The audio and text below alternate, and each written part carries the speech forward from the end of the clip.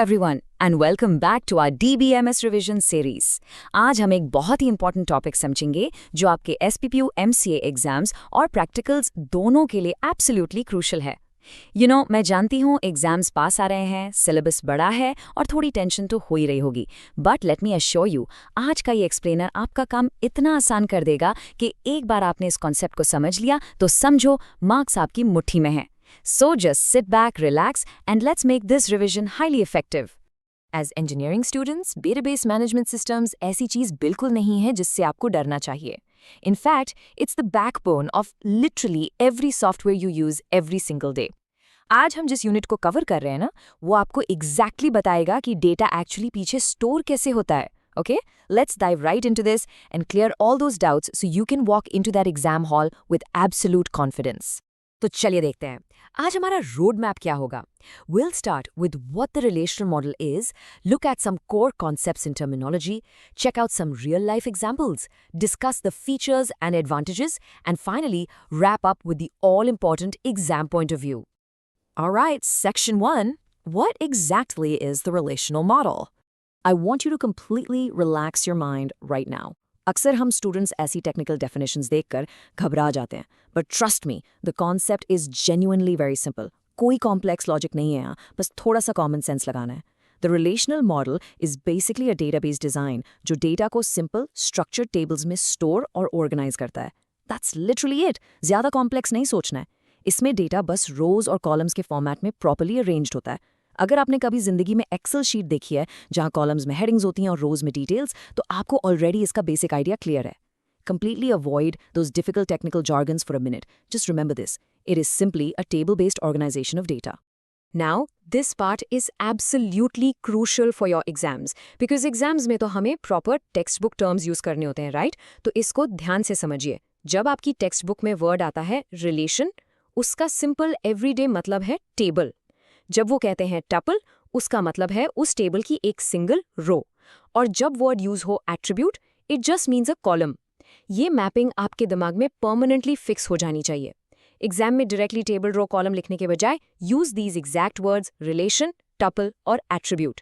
I am telling you, this small trick will definitely get you much better marks. Moving on to section 2, core concepts and real life examples. सिर्फ theory पढ़ने से concepts exam तक याद नहीं रहते, right? To really understand this deeply, हमें इन text book concepts को उन रियल लाइफ सिचुएशन से एंकर करना होगा जो आप डेली देखते हैं. Just look at this simple student marks table. इसमें एट्रीब्यूट्स यानी हमारे कॉलम्स हैं, roll number, student name, subject और मार्क्स. और हर टपल यानी हमारी रो एक स्पेसिफिक स्टूडेंट का कंप्लीट रिकॉर्ड होल्ड करती है.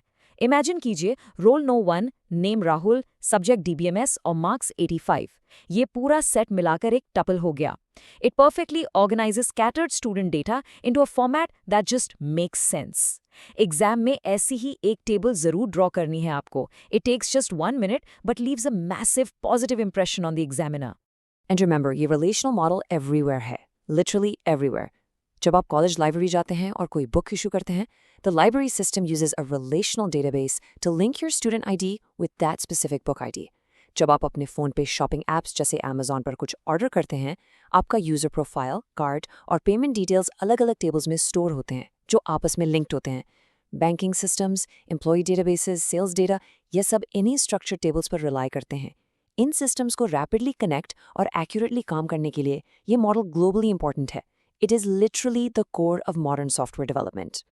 Let's jump to section 3, features and advantages. Why does the industry love this so much? Tech industry में हर रोज नई टेक्नोलॉजीज आती हैं, बट रिलेशनल डेटाबेसेस आज भी इतने पॉपुलर क्यों हैं? Well, the crucial point is it's simplicity paired with amazing functionality. इसकी 3 मेन सुपर पावर्स हैं. Number 1, it's highly secure. आप एग्जैक्टली कंट्रोल कर सकते हैं कि कौन सा यूजर किस टेबल को देख सकता है. Number 2, simple table format. As a developer, data को टेबल्स के फॉर्म में विजुअलाइज करना और SQL क्वेरीज लिखना बहुत ही नेचुरल और ईजी लगता है. And number 3, strong data independence.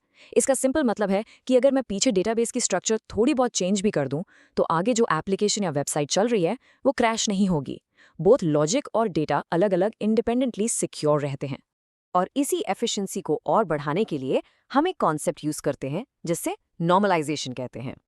Let me just introduce this trick conceptually, क्योंकि ये एग्जाम के लिए लिटरली एक्स्ट्रा मार्क्स का जैकपॉट है। नॉर्मलाइजेशन बस डेटा को क्लीन करने का एक स्टेप बाय स्टेप प्रोसेस है। स्टेप 1, एक लार्ज मेसी टेबल से स्टार्ट करें जिसमें सब कुछ एक साथ भरा हुआ है। स्टेप 2, उसमें रिपीटिंग या डुप्लीकेट डेटा को ढूंढे। और स्टेप 3, उस बड़ी टेबल को स्प्लिट करके छोटी फोकस टेबल्स बना दे जो आपस में नीटली लिंक हो सके। इस ट्रिक से स्टोरेज मेमोरी सेव होती है और डेटाबेस फास्ट हो जाता है। Just write this concept in your paper and your professor will definitely give you those extra marks. Finally, Section 4, Exam Point of View. Here is your final summary. Attention everyone! If you were distracted, come right back to the screen right now.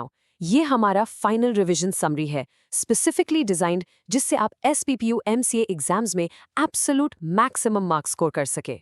चलिए quickly synthesise करते हैं कि exam sheet में exactly क्या लिखना है। Point number 1, अपने answer की शुरुआत रिलेशन की क्लियर डेफिनेशन से कीजिए। Definitely mention rows, columns and tabular format. Point number 2, एक नीट स्टूडेंट टेबल जरूर ड्रॉ कीजिए और उसमें रिलेशन, ट्यूपल और एट्रीब्यूट को क्लियरली लेबल कीजिए।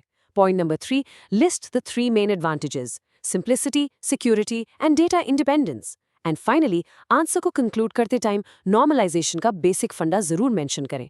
अगर आप ये सब करते हैं, then boom, you have crafted the perfect full marks answer. तो ये था हमारा इंट्रोडक्शन टू रिलेशनल मॉडल। आपका यूनिट 3 का ये मेजर टॉपिक अब ऑफिशियली रिवाइज हो चुका है। अगर ये एक्सप्लेनर हेल्पफुल लगा हो तो प्लीज़ लाइक, शेयर और सब्सक्राइब जरूर करना। अपने क्लासमेट्स के व्हाट्सएप ग्रुप्स में भी इसको ड्रॉप कर दो ताकि उनका भी रिवीजन आसान हो जाए।